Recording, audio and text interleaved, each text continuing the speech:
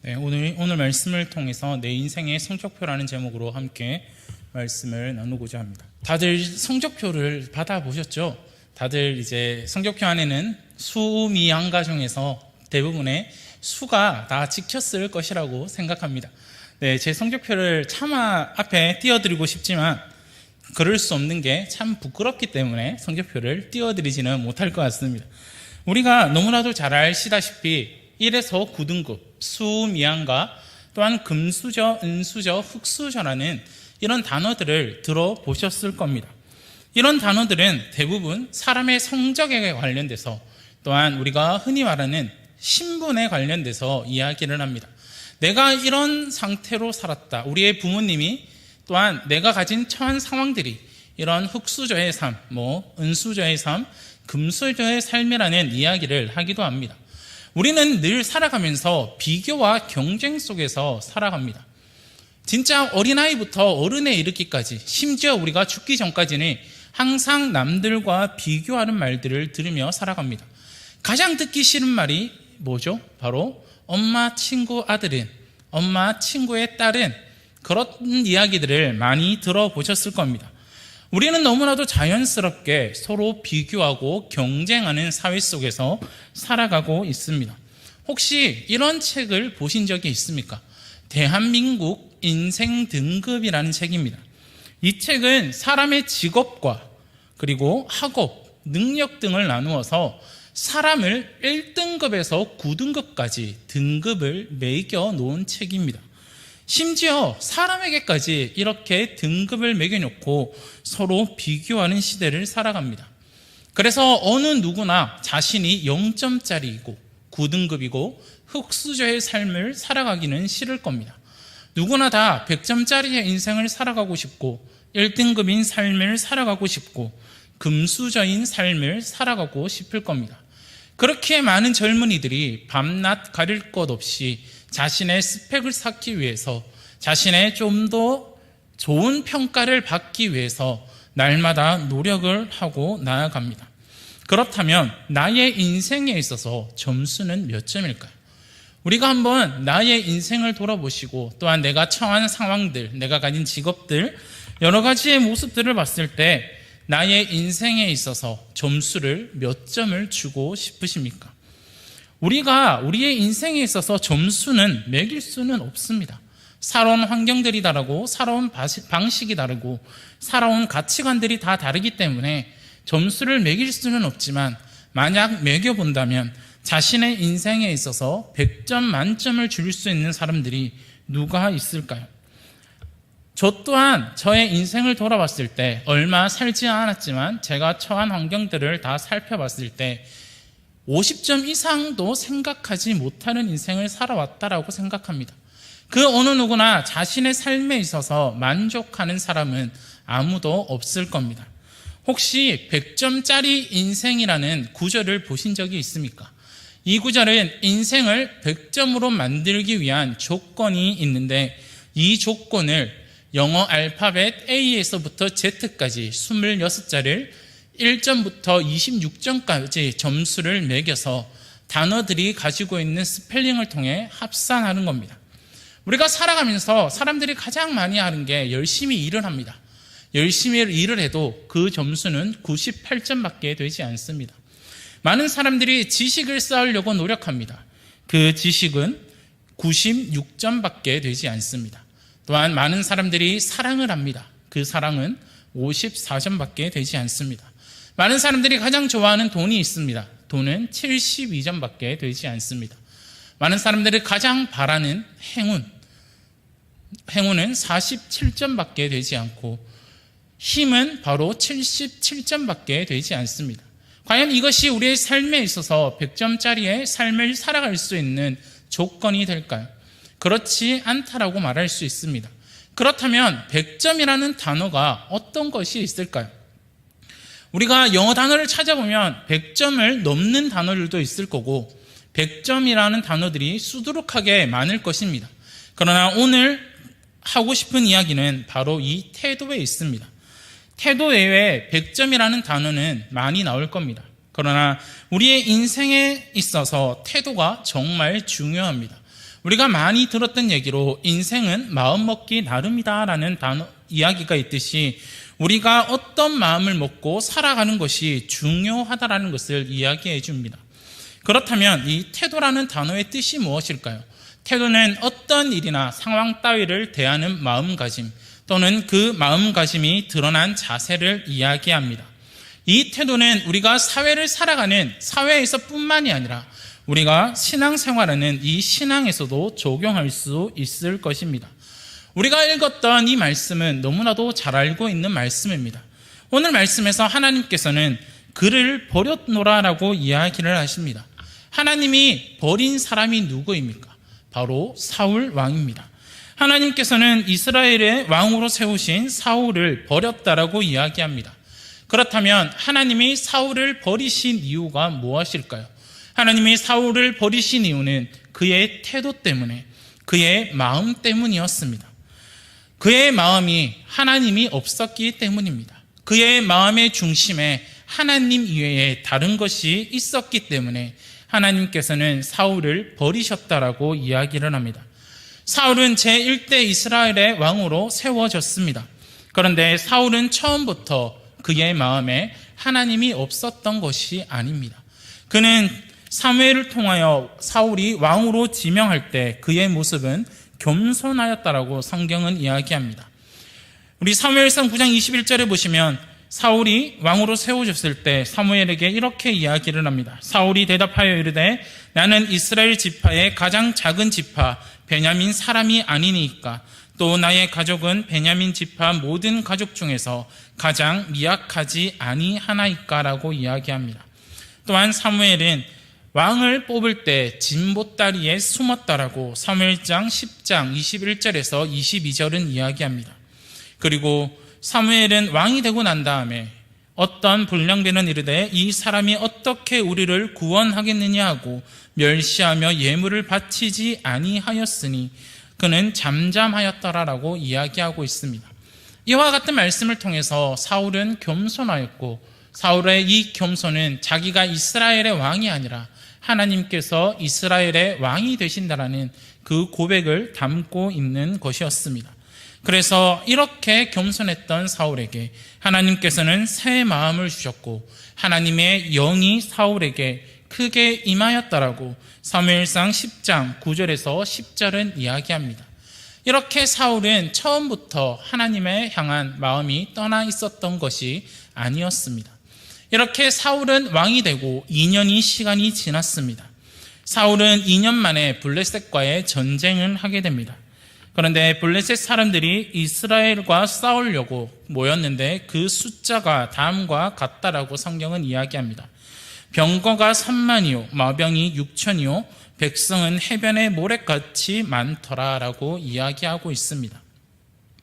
이렇게 전쟁을 하기 위해 모인 블레셋 군사들의 숫자와 백성의 숫자를 본 이스라엘 백성들의 반응은 어떠하였습니까? 이스라엘 백성들의 반응은 숨을 곳이 있으면 숨고 요단을 건너 길라 땅으로 도망가고 남은 사람들은 무서워 떨었다고 이야기합니다. 도저히 전쟁을 할 수 없는 상황이고 도저히 이길 수 없는 상황입니다. 그런데 더 절망적인 차이가 있습니다. 바로 무기의 차이였습니다. 성경은 이렇게 이야기합니다. 싸우는 날에 사울과 요나단과 함께한 백성의 손에는 칼이나 창이 없고 오직 사울과 그의 아들 요나단에게만 있었더라라고 이야기합니다. 숫자의 차이도 분명히 있지만 더 절망적으로 이 이스라엘 백성들과 블레셋 군대의 차이는 무기의 차이도 분명히 존재했습니다. 그래서 사울은 하나님의 도우심을 구합니다. 사울은 제사장인 사무엘이 와서 번제를 드려주기를 원했습니다. 그런데 사무엘은 사울에게 다음과 같이 요구합니다. 사울은 사무엘이 정한 기한대로 이레 동안을 기다렸으나 사무엘이 길갈로 오지 아니하매 백성이 사울에게서 흩어지는지라라고 이야기합니다. 사무엘이 사울에게 요구한 것은 이레 동안 기다려달라고 요구합니다. 그런데 사무엘은 사울에게 말한 대로 정한 기한대로 오지 않았습니다. 그래서 사울은 절대 해서는 안 된, 절대 하면 안 되는 행동을 합니다. 그것이 무엇입니까? 바로 사울이 이르되 번제와 화목제물을 이리로 가져오라 하여 번제를 드렸더니라고 말합니다. 분명히 제사장이 드려야 될 제사를 사울이 스스로 드리고 있는 것을 보게 됩니다. 바로 이것이 사울이 해서는 안 될 행동이었습니다. 사무엘을 대신해서 사울이 번제를 드리게 됩니다. 그런데 신기하게도 번제가 끝나자마자 사무엘이 왔습니다. 그리고 사무엘이 사무엘에게 이렇게 이야기합니다. 사무엘이 이르되 왕이 행하신 것이 무엇이냐 하니 내가 여호와께 은혜를 간구하지 못하였다 하고 부득이하게 번제를 드렸나이다 하니라 라고 이야기합니다. 사무엘의 대답에 사울은 내가 부득이하게 번제를 드렸다라고 이야기합니다. 사울이 스스로 제사를 드린 것에는 충분한 이유가 있습니다. 사울이 그냥 번제를 드린 것이 아니라 그에게는 이유가 분명히 있습니다.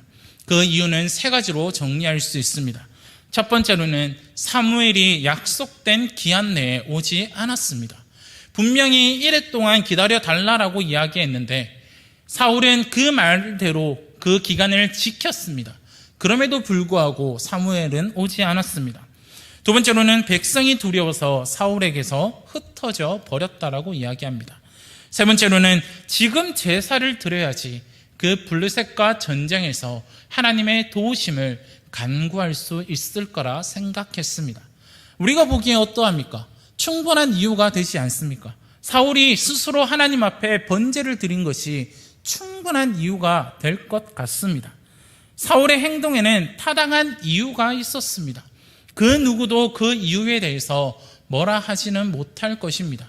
그러나 그 행동에는 납득이 될 수 없습니다. 사울이 한 행동에는 충분한 이유가 있겠지만 그 이후에는 행동에 납득이 될 사람은 없다라는 겁니다. 왜냐하면 제사를 지내는 것은 제사장만이 할 수 있었기 때문입니다. 사무엘은 사울에게 이렇게 이야기를 합니다.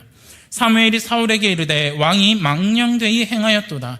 왕이 왕의 하나님 여호와께서 왕에게 내리신 명령을 지키지 아니하였도다. 그리하였더라면 여호와께서 이스라엘 위에 왕의 나라를 영원히 세우셨을 것이거늘이라고 이야기합니다. 사무엘은 사울에게 망령되이 행했다라고 이야기하고 하나님이 내리신 명령을 지키지 않았다라고 이야기하고 있습니다. 또한 사무엘은 사울에게 지금 왕의 나라가 길지 못할 것이라 여호와께서 왕에게 명령하신 바를 왕이 지키지 아니하였으므로 여호와께서 그의 마음에 맞는 사람을 구하여 여호와께서 그를 그의 백성의 지도자로 삼으셨느니라 하고라고 이야기합니다. 사울의 그 행동으로 인해서 하나님께서는 하나님 마음에 맞는 사람을 구하여 그의 백성의 지도자로 삼으신다라고 이야기하고 있습니다. 왜 사무엘은 사울이 행한 행동이 잘못된 것이라고 이야기하는 것일까요? 왜 명령을 지키지 않는 것이라고 이야기하며 왜 하나님 앞에서 망령되이 행한 것이라고 말하고 있는 것일까요? 우리는 여기서 기다리라라는 이 단어를 주의 깊게 살펴보아야 합니다. 하나님께서는 사울에게 지금 이때만 기다리라고 명령하신 것이 아닙니다. 하나님께서는 이미 전에 사울에게 기다리라라는 명령을 하신 적이 있습니다. 사무엘상 10장 8절을 보시면 이렇게 이야기합니다. 너는 나보다 앞서 길갈로 내려가라. 내가 내게로 내려가서 번제와 화목제로 드리리니 내가 내게 가서 행할 것을 가르칠 때까지 7일 동안 기다리라라고 이야기합니다. 이미 하나님께서는 사울에게 기다리라라는 명령을 하신 적이 있습니다. 7일 동안 너는 가서 기다리라고 이야기합니다. 여기서 기다리라고 하는 것은 단순히 제사를 위해 기다리라고 하신 것이 아닙니다. 이제 왕이 된 사울이 어떻게 왕으로서의 삶을 살아가야 할지를 하나님께서 직접 가르치시기 위해 그에게 기다리라고 명령하고 있는 것입니다. 즉 모든 것을 하나님의 뜻대로 행하는 것이 하나님이 원하시는 통치 방식임을 사울에게 알려주시기 위해 사울에게 기다리라고 명령하고 있는 것입니다. 이렇게 하나님께서는 사울에게 기다리라라는 이 명령을 통해서 너의 뜻대로 다스리는 것이 아니라 나의 뜻대로 다스리기를 원하시고 그렇게 다스리는 것이 가장 바람직한 통치 방식임을 그에게 알려주셨습니다. 그런데 사울이 기다리지 않고 제사를 지냈다라는 것은 이제는 내가 하나님의 뜻대로 하지 않겠습니다라고 선언하는 것과 별반 다를 게 없는 것입니다. 그렇기에 하나님께서는 사울에게 망령되이 일컫는 것이다 라고 이야기하고 하나님의 명령을 지키지 않았다라고 이야기합니다. 진정한 이스라엘의 왕이시고 또한 최고의 권위자가 되시는 하나님의 권위 아래에 있지 않고 자신이 최고 권위자가 되어 살겠다라는 행동을 사울이 지금 하고 있는 것입니다. 사울은 스스로가 하나님의 자리를 차지한 것입니다. 모든 결정의 최종 권위는 사울에게 있는 것이 아니라 하나님께 있었습니다. 모든 상황과 환경의 판단에 따라 자신이 권위를 내리고 자신이 직접 명령을 하게 되는 것입니다. 그렇기에 하나님께서는 그에게 이야기를 하셨던 겁니다. 사울은 하나님보다 백성이 우선이 되었습니다. 그 백성이 자신들에게 흩어지고 자신이 왕위를 빼앗길까 봐 사울은 두려워하여 제사를 지낸 것입니다. 사울은 하나님보다 백성을 우선하게 되었고 그리고 그의 마음에는 하나님보다 백성이 더 중요했습니다. 우리가 이 모습을 통해서 사울의 태도가 잘못되었다라는 것을 우리는 볼 수 있습니다. 그러나 사울의 잘못은 여기서 끝나는 것이 아닙니다. 아말렉과의 전쟁에서 모든 것을 진멸하라는 하나님의 말씀을 어기게 됩니다. 사무엘상 15장 9절에 보시면 사울과 백성이 아각과 그의 양과 소의 가장 좋은 것 또는 기름진 것과 어린 양과 모든 좋은 것을 남기고 진멸하기를 즐겨 아니하고 가치 없고 하찮은 것은 진멸하니라라고 이야기합니다. 여기서 사울은 하나님의 명령을 어겼습니다. 그러나 사울은 사무엘에게서 하나님의 명령을 지켰다라고 이야기합니다. 사무엘상 15장 13절에서 14절 말씀을 보시면 사울이 그에게 이르되 내가 여호와의 명령을 행하였다라고 이야기합니다. 즉 거짓말을 하고 있는 것입니다. 그리고는 사무엘이 사울에게 이렇게 묻습니다. 사무엘이 이르되 그러면 내 귀에 들려오는 이 양의 소리와 내게 들리는 소의 소리가 어찌 됨이니까 하니라 라고 이야기합니다. 여기서 사울은 또한 사무엘에게 거짓말을 합니다. 이 사무엘의 물음에 사울의 대답은 이렇게 대답합니다. 자신이 제사를 드리기 위해 이 좋은 것들을 남겨놨다라고 이야기합니다. 이것은 사울의 거짓말이었습니다. 사울이 좋은 것을 남겨둔 이유는 하나님께 제사를 드리기 위해 하나님께 이 제물을 바치기 위해 그 양들을 남겨둔 것이 아니라 자신이 행한 일을 자랑하기 위해서 자신의 행한 일을 더욱더 높이기 위해서 하나님이 진멸하라고 명령하신 그 명령을 어겼다라는 것입니다. 그것을 어디서 알 수 있습니까? 바로 사무엘상 15장 12절입니다. 사무엘이 갈멜에 이르러 자기를 위하여 기념비를 세우고 발길을 돌려 길갈로 내려갔다 하는지라라고 이야기합니다. 여기서 사울이 기념비를 세웠다라고 이야기합니다. 그러나 이 기념비를 누구를 위해서 세웠다라고 말하고 있습니까? 바로 자기를 위하여 세웠다라고 이야기합니다. 이 기념비를 세운 목적은 자신의 명성을 기리기 위해 자신의 영광을 나타내기 위해 이 기념비를 세웠습니다. 그러나 우리가 알 수 있는 것은 이들이 승리할 수 있었던 비결은 사울이 잘나서 이스라엘 백성들이 싸움을 잘해서가 아니라 바로 하나님이 그들과 함께 하셨기 때문에 승리할 수 있었다라는 것입니다. 아말렉과의 전쟁은 하나님과의 전쟁이었습니다. 그렇기에 사울은 하나님의 명령을 지켜야 함은 물론 하나님께서 승리하게 하신 것에 대한 기념비를 세웠어야 합니다. 자기를 위해 기념비를 세우는 것이 아니라 이 전쟁에서 승리하게 하신 하나님을 위해서 기념비를 세웠어야 합니다. 그러나 사울은 그렇게 하지 않았습니다.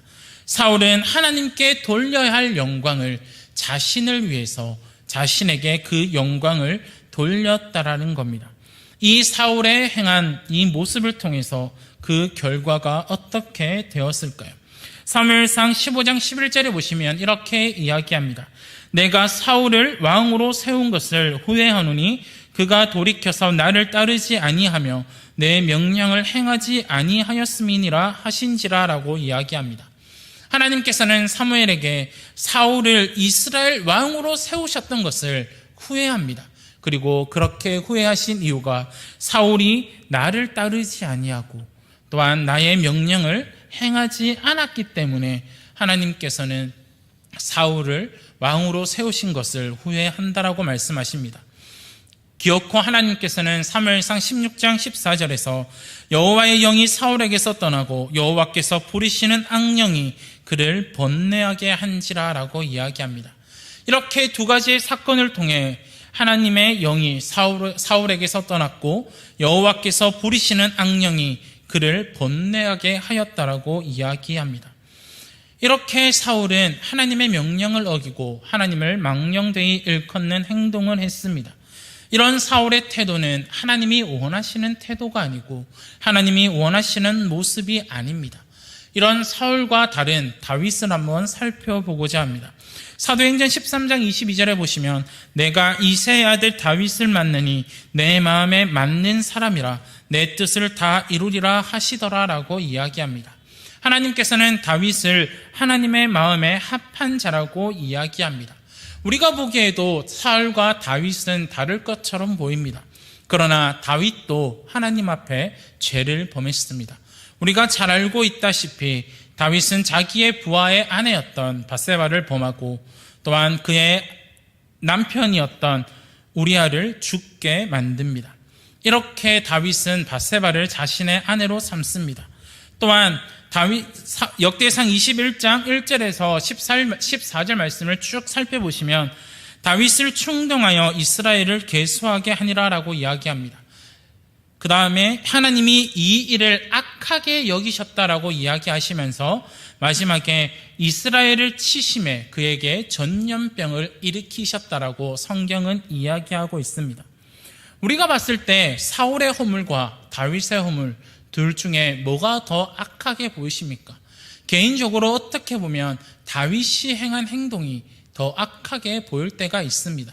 자신의 부하의 아내를 취하고 그것을 덮기 위해서 그 사람을 죽이기까지 하는 다윗의 행동은 정말로 악해 보입니다. 그러나 그 둘의 결과는 전혀 달랐다라는 것을 우리는 성경을 통해서 볼 수 있습니다. 사울은 하나님께 버림받았지만 다윗은 끝까지 하나님의 마음에 합한 자라는 칭호를 얻게 됩니다. 왜 이들은 다른 결과를 또한 다른 판단을 받게 되었을까요? 하나님의 평가가 왜 다른 것일까요? 분명히 사울과 다윗은 모두 하나님 앞에 범죄하였음에도 불구하고 하나님의 평가는 다릅니다. 하나님께 있어서 죄를 얼마나 많이 지었는지, 또한 얼마나 심각한 죄를 지었는지, 또한 얼마나 죄를 적게 지었는지는 중요하지 않습니다. 죄를 짓고 난 이후에 태도에 있어서 사울과 다윗은 달랐기 때문입니다. 죄를 지은 이후 태도의 차이가 그들에게 있었기 때문에 하나님의 평가가 다릅니다. 사울은 죄를 지적할 때 변명과 거짓으로 일관했습니다. 그러나 다윗은 자신의 죄를 인정하고 하나님의 은혜를 구했습니다. 다윗은 시편 51편 9절에서 11절 말씀에서 다음과 같이 고백합니다. 주의 얼굴을 내 죄에서 돌이키시고 내 모든 죄악을 지워주소서. 하나님이여 내 속에 정한 마음을 창조하시고 내 안에 정직한 영을 새롭게 하소서. 나를 주 앞에서 쫓아내지 마시며 주의 성령을 내게서 거두지 마소서라고 이야기합니다. 이렇게 죄의 앞에 있어서 다윗과 사울의 차이는 바로 있었다라는 겁니다. 그들은 태도에 분명한 차이가 있었습니다. 사울은 하나님보다 백성과 자신을 더 높였습니다. 그러나 다윗의 마음에는 늘 하나님이 있었다라는 겁니다. 그는 진심으로 하나님을 원하였고 그렇기에 자신의 죄를 뉘우치고 하나님 앞에 나아가 엎드리게 되었습니다. 이렇게 하나님께서는 누구나도 실수할 수 있고 누구나도 범죄를 저지를 수 있습니다. 그리고 우리 또한 그것을 당연히 알고 있습니다. 그러나 우리 인간은, 사람은 범죄 사실에 관심을 기울이지만 하나님께서는 죄를 지은 이후에 태도와 자세에 더 관심을 기울이신다는 사실을 우리는 기억해야 됩니다. 하나님께서는 바로 이렇게 다윗처럼 그가 죄를 범했음에도 불구하고 하나님 앞에 나와 회개하는 자들을 진심으로 원하고 계신다라는 겁니다. 여기에 사울과 다윗의 믿음의 차이가 있고 여기에 사울과 다윗의 태도의 차이가 존재한다라는 것입니다. 그렇기에 우리는 어떤 삶을 살아가야 될까요? 우리의 삶 전체에 있어서 하나님을 향한 태도와 자세가 중요합니다. 그렇기에 우리는 어떤 삶을 살아가야 될까? 그것은 바로 다윗과 같은 삶을 살아가야 됩니다. 늘 그의 삶 가운데 하나님이 있어야 됩니다. 늘 우리의 삶 가운데 하나님의 이름으로 하나님의 뜻을 구하며 살아가야 됩니다. 이렇게 살아가는 것이 바로 하나님을 향한 바른 태도를 가지고 살아가는 것입니다.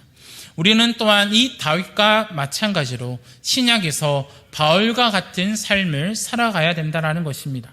바울은 그리스도를 핍박하던 자였습니다. 그러나 예수님을 만나고 나니 그의 삶은 180도로 바뀌어 그리스도를 전하는 자가 되었습니다. 바울은 갈라디아서 9장 20절에서 이렇게 이야기합니다.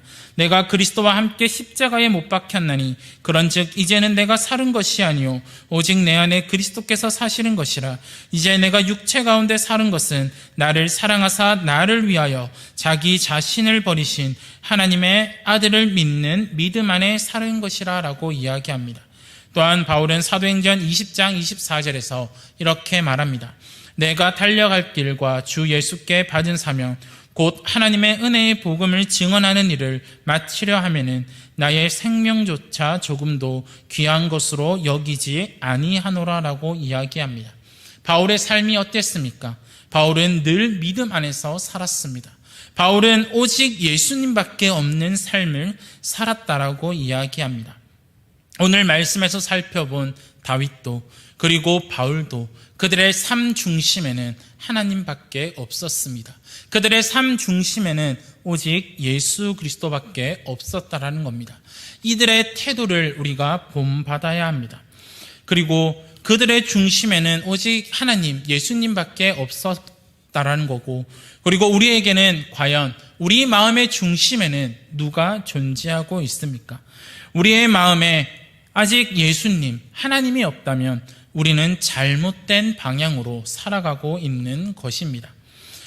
앞서 사울이 번제를 드리는 것에는 타당한 이유가 있었다라고 이야기했습니다. 그러나 그의 행동에는 납득이 되지 않는다라고 이야기합니다.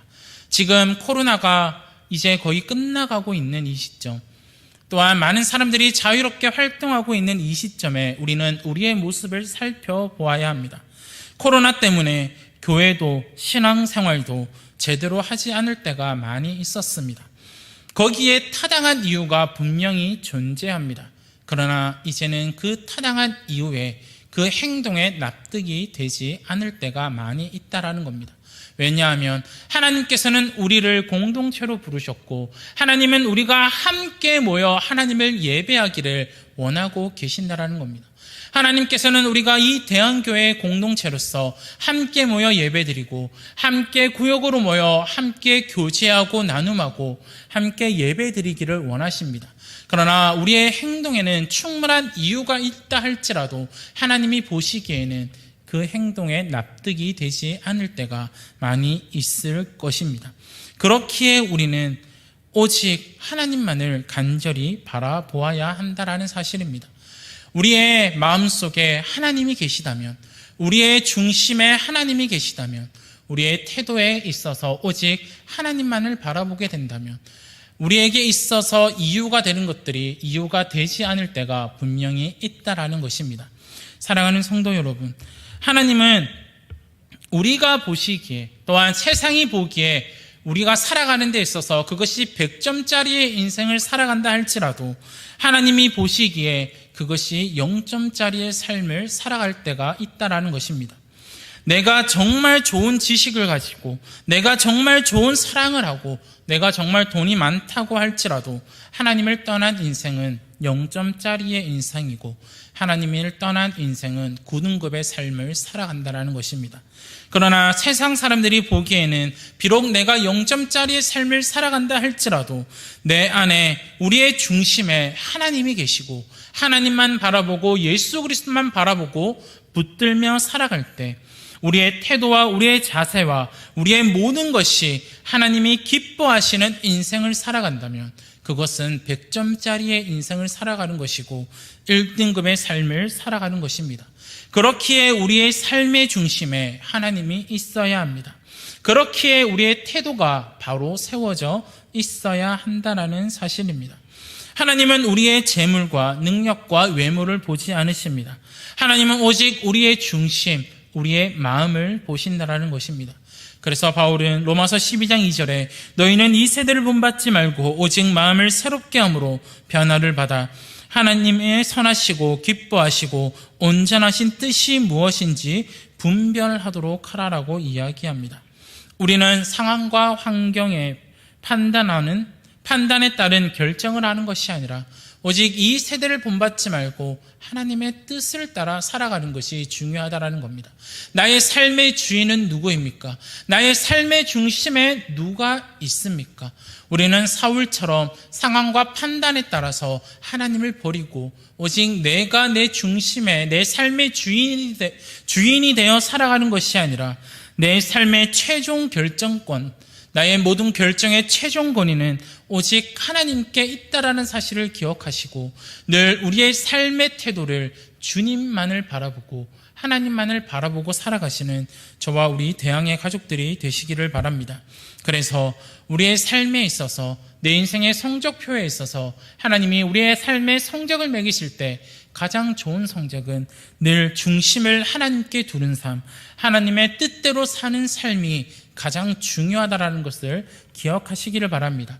우리가 제자훈련을 통해서 1:1 제자 영역을 통해서 늘 하는 것이 바로 하나님께서 다스리는 삶을 살아가기 위해 그 공부들을 하고 배우며 살아갑니다. 참된 그리스도인으로서 하나님의 참된 제자로서 우리가 이 땅을 살아갈 때 늘 하나님이 나의 삶의 중심이 되고 또한 그렇게 살아가시고 하나님의 뜻이 무엇인지 분별하며 살아가시는 저와 우리 대항의 가족들이 되시기를 바랍니다. 그렇게 살아갈 때 하나님이 보시기에 100점짜리의 인생을 살아가는 성도들이 된다라는 사실을, 하나님의 자녀가 된다라는 사실을 늘 기억하시고 우리의 태도를 먼저 바르게 세워 늘 하나님이 나의 중심에 하나님의 뜻대로 모든 것을 행하고 나아가는 저와 우리 대항의 가족들이 되었으면 좋겠습니다. 우리 이 시간 함께 기도했으면 좋겠습니다. 함께 기도하실 때 오늘 들은 말씀을 생각하시면서 함께 기도했으면 좋겠습니다.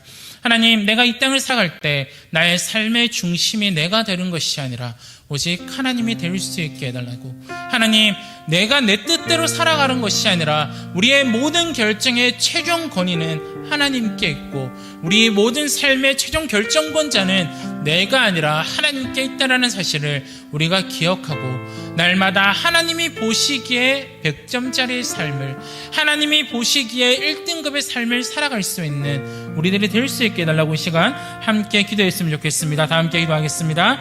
하나님 아버지 함께하여 주시옵소서. 하나님 인도하여 주시옵소서. 하나님 아버지 주님만을 간절히 바라보기를 원합니다.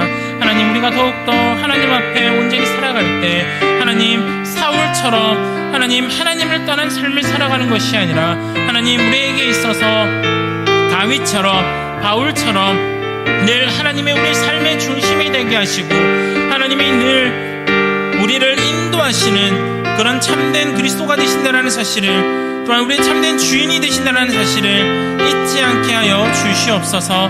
하나님 아버지, 그래서 우리가 더욱더 우리 삶에 있어서 오직 하나님만을 간절히 바라보게 하시고 하나님이 나의 삶의 중심이 되게 하시고 하나님의 뜻대로 살아서 나중에 하나님이 보시기에 우리의 삶의 성적표를 매겼을 때 하나님 9등급이 아니라 우리가 1등급의 성적을 받을 수 있도록 하나님 0점짜리의 빵점짜리의 삶을 살아가는 것이 아니라 하나님이 보시기에 100점짜리의 인생을 살아갈 수 있도록 하나님이 인도하시고 하나님 붙들어 주시옵소서. 하나님 아버지 함께하여 주시기 원합니다. 붙들어 주시옵소서. 다 함께 온 마음 다해 찬양하시도록 하겠습니다.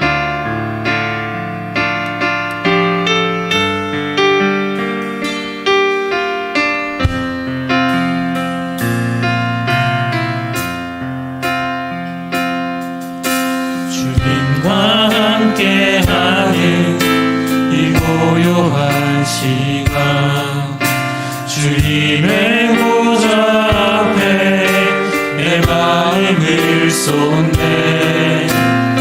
모든 것 아시는 주님께 감출 것 없네. 내 마음과 정성 다해 출발하나이다. 나 염려하지 않아도 내 쓸 것 아시니. 나 오직 주의 얼굴 구하게 하소서. 나 이해할 수 없을 때라도 감사하며 날 따라 순종하며 주 따르오리다.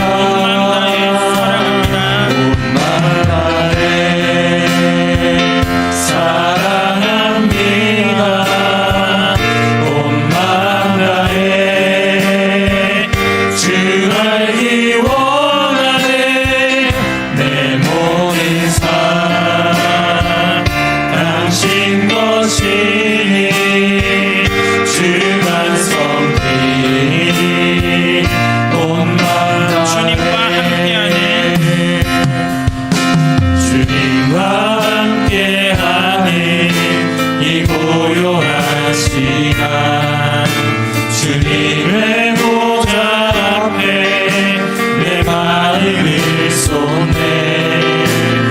모든 것 아시는 주님께 감출 것 없네. 내 마음과 정성 다해 주 바라나이다.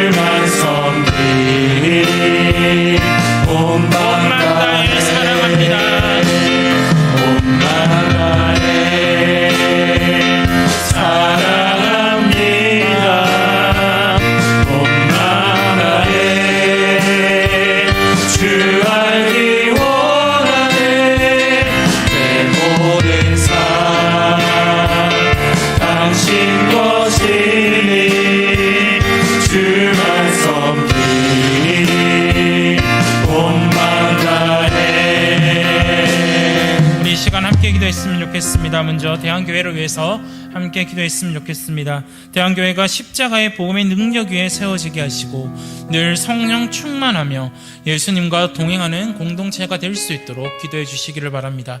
또한 모든 예배 기도회가 은혜가 넘치도록 하시며 우리가 다 함께 모여 하나님을 예배하며 예배를 통한 그 기쁨이 회복될 수 있도록 이 시간 함께 기도했으면 좋겠습니다. 계속해서 다음 세대를 위해서 함께 기도했으면 좋겠습니다. 주일교회 학생들이 어른들과 다른 신앙을 가지는 다른 세대가 아니라 정말 어릴 때부터 하나님을 만나고 참된 진리를 알아 다음 세대로 온전히 자라갈 수 있는 우리 주일학교 학생들이 다 될 수 있도록 기도해 주시기를 바랍니다. 그리고 이제 여름 수련회 성경학교가 기도로 준비되고 있습니다. 올 여름 우리 주일학교 학생들이 이 성경학교를 통하여 또한 수련회를 통하여 하나님을 뜨겁게 만나는 시간이 될 수 있도록, 예수님을 뜨겁게 만나는 시간이 될 수 있도록, 그리고 그들의 입에서 하나님이 나의 아버지가 되시고 예수 그리스도가 나의 구원자가 되시며 예수 그리스도가 나의 주인이 되심을 날마다 고백하며 나아갈 수 있는 우리 주일학교 학생들이 될 수 있도록 기도해 주시기를 바랍니다. 마지막으로 열방과 나라를 위하여 함께 기도했으면 좋겠습니다. 새롭게 세워진 지도자들이 정의를 행하게 하시고 또한 어려운 시기를 지나고 있는 국민들을 위해 헌신하는 일꾼들이 다 될 수 있게 해달라고 이 시간 함께 기도했으면 좋겠습니다. 그리고 전쟁과 내전 중인 나라에 전쟁이 그치게 하시고 평화가 임할 수 있도록 기도해 주시기를 바랍니다. 마지막으로 모든 나라와 민족과 족속과 방언 가운데 복음이 쉼없이 전해지고 복음을 전하는 선교사님들 위해 하나님의 은혜와 감당할 수 있는 힘을 더하여 달라고 이 시간 우리 주여 한번 부르짖고 기도하도록 하겠습니다. 주여, 하나님 아버지 함께하여 주시옵소서. 하나님 아버지 교회를 위하여 기도드립니다. 하나님 하나님 대한교회가 정말 십자가의 복음 앞에 내 십자가의 복음의 능력에 하나님 세워지게 하시고 하나님 대한민국의 성도들이 하나님 내 성령 충만을 하나님 예수 그리스도와 동행하는 나아가는 그런 교회가 될 수 있도록 그런 공동체가 될 수 있도록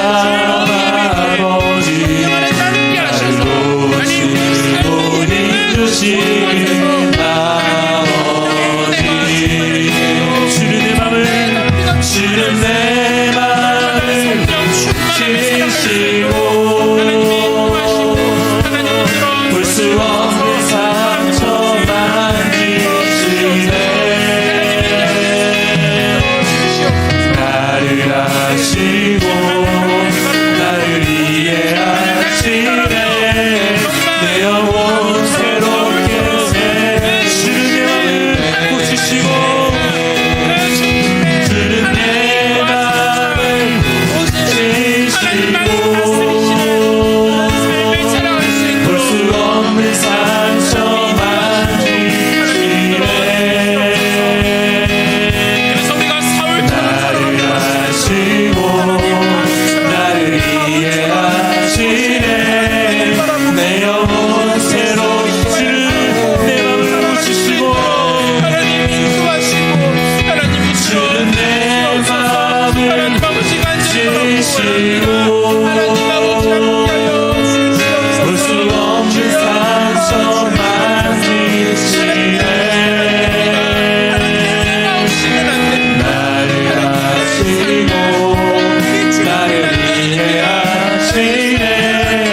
내 영혼 새롭게 새 아버지 아버지여 함께하여 주시옵소서. 아버지여 은혜를 더하여 주시옵소서.